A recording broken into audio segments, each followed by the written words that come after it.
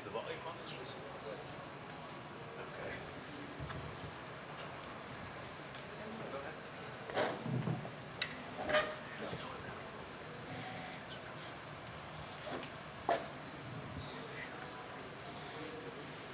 All right. Moose, you want to start a little bit with just a little bit about your match this weekend? Okay, as you guys know, I'm Moose. I have a big matchup coming up Sunday, Hard to Kill. Um, the Gore versus my Spear. And I have tons of respect for Rhino. I mean, he's a guy that I grew up watching. Um, I loved everything he did in his time with ECW and his run when he left ECW with the company up north. Um, Yeah, so tomorrow is going to be a big opportunity for me to prove to all the viewers and the whole world how great of a wrestler I am. And I guess I get to hang that rhino mantle in my basement when I decapitate his head. Usually you're the larger guy in the ring, but I think with Rhino's power and his girth, he kind of evens things out.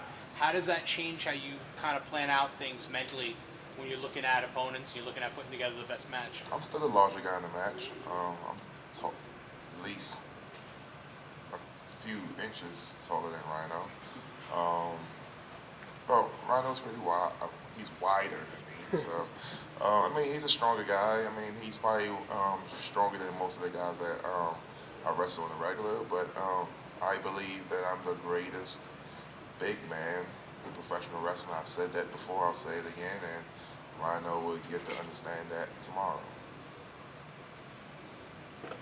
You mentioned that you have great respect for Rhino, but on TV you were the one who approached him and confronted him regarding, his wrestling and kind of his stance, where he's at in his career. What compelled you to go toe to toe to Rhino, even though you have this admiration and respect for him? I mean, just because I have respect for somebody, that doesn't mean I critique their work.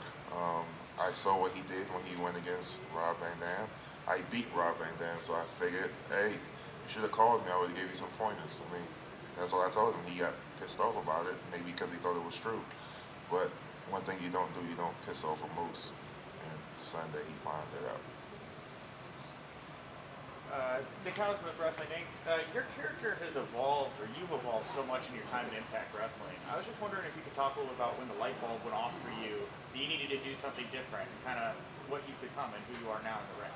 I think when I first started with Impact Wrestling, I was comfortable with what I was doing before I got to Impact, and it was easy. And it got to a point where I talked to some of my mentors and some of the guys who work here at Impact Wrestling, and they pretty much told me if I wanted to take that next step in being a better wrestler, this is what I need to do. And I thought about it, and I have so much more to give the professional wrestler that the old Moose wasn't doing. And my new attitude just shows how much charisma I have, and I get to talk a little bit more, and how good I am on the mic, and my presence in the ring, and my swag. And so I felt like it was the right move for me to make to grow as a professional wrestler. That's You mentioned wrestling RVD before and now wrestling Rhino. How much for you does it mean to wrestle legends of the ring that you saw coming up? And number two, it seems like you're kind of settling into this whole just because I'm young doesn't mean I can't teach you a thing or two with them. Sort of like legend killer, so to speak. Is that a moniker that you can there's a embrace? guy who already has that moniker, so I'm not going to try to steal that from him. What I will say is, it seems lately I've been the hitman for ECW greats. So, I mean, name an ECW great, I've probably beat him twice. I beat Tommy Dreamer a number of times. I've beat Sabu. Hey, if Sandman comes back, I'll beat his ass with his candlestick. And once again on Sunday, tomorrow, Hard to Kill, I get to do what I've done time and time over again in the past and beat another ECW great. Sir. So myself being from the DMV, much like you, Yeah. you talk about being one of the greatest big men in professional wrestling, but how do you take the pride of being amongst one of the greats in the DMV, considering the names of Kevin Durant, Mike Beasley, Michael Phelps, just tons of great talents that's come from the area, and you're one of those names that people bring up. Man, the DMV knows how to breed us, man. DMV makes some great talent. You just named a few. And then when you go in the wrestling world, if I'm not mistaken, I think Dave Batista is from Yeah. the area, and I'm sure there's other great guys, great wrestlers that's from that area. And I mean, I think it's something in the water down there, the old DMV, you know. And I mean, that's part of the reason why I strive to be so great because it takes me back to my upbringing, you know. And I think that's what we all probably have in common, everybody from that area. Thank you. There's already been a lot of talk about 2020 and what that means for every wrestler and kind of their goals and ambitions. Specifically, what are you hoping to accomplish in 2020? I've never really thought about what. I'm not the type of guy who makes goals for the year. I'm the type of guy who makes goals for each pay-per-view upcoming pay-per-view. So to answer that question, 2020. I mean, I can't really say for the whole year. I can tell you what my goal is for Hard to Kill. First and foremost is to defeat Rhino. Second of all is to have a better showing than I did in the last pay-per-view I was on. And I think that's pretty much what it is for me, is every pay-per-view or every time I step out to the ring, I want to be better than the last time I was out there. So that's what's in my mindset right now. I know there's guys who come out here and be like, oh, I want to be champion in this year. I want to be Impact World Champion. I want to be Impact X Division Champion or Tag Champions. And I don't like making those kind of goals because I feel like, okay, if you're the world champion, you're still a crappy, shitty wrestler. So what does that do? But so every time I go out there, I want to be a better wrestler and a better performer in the ring than I was prior. So that's always my goal. You talked earlier about your evolution on camera. One of the things you mentioned was your promos, and that's something you've gotten more and more comfortable with, and we've seen more of your personality come out over the last year and a half. Is there anyone or anything that you account to that other than just repetition? Is there someone who kind of helped guide you, or maybe stuff you were watching that you were taking bits and pieces out of after researching old promos? Like, what do you think led to the growth in that aspect of who you are on camera? I think Quinn Ojanaka, which Quinn is my real name, is a really fun guy to be around. I'm a fun guy, like Kawhi Leonard says. But no, I'm a real fun guy. I'm real. People like to be around me. I'm charismatic, and I felt like when I first got the Impact, I was trying to be this tough guy, and I'll kick your ass. And I feel like in wrestling in 2020, everybody are tough guys.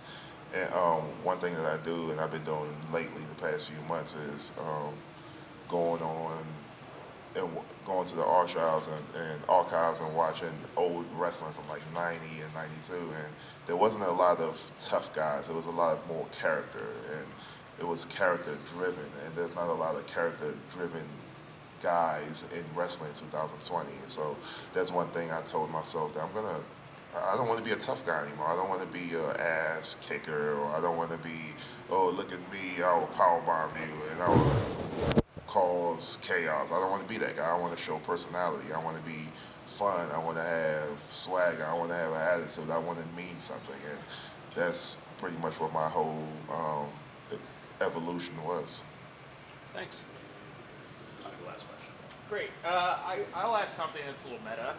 You've certainly tweeted out some things critical of the pro wrestling media in the past year or so. Mm-hmm.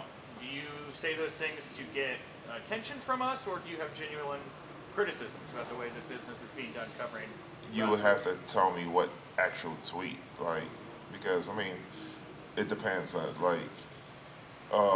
stuff that I tweet, I actually mean it. some stuff I tweet, I'm in character. So you would actually have to tell me what the tweet is, and I could give you a better answer to that question. Okay, I mean specifically, I know that he's not here, but you and Bix have certainly gone on it in Twitter, and I know you have certain issues with the way he's covered the business and others. Oh yeah. So one thing that I do, and I feel like I'm one of the older guys here on the roster, is I feel like I'm like the protectant of our roster. And one thing I absolutely hate is when people talk down Impact Wrestling. And I mean, who would like for somebody to talk down about your job? None of you guys would like that. And I'm here every weekend, and I work my ass off with the boys and girls in this roster, and to have some journalists say that Impact Wrestling sucks or Impact, that's a slap in my face, and I'm not going to tolerate that. I don't care if it's Dave Meltzer, I don't care if it's Ron Satin, I don't care if it's Biggs, or whoever that guy is. I don't even know who he was, but he said a few things about the company that I work for that I didn't feel was true, and I felt like it was demeaning, so I had to say something about it. Thank you, everybody. Thanks. Let's move. Thank you, Moose. Thank you. Get you causing You guys trouble. enjoy the pay-per-view tomorrow. It's going to be kick ass. Thank you, Moose. Look at you causing trouble, Nick.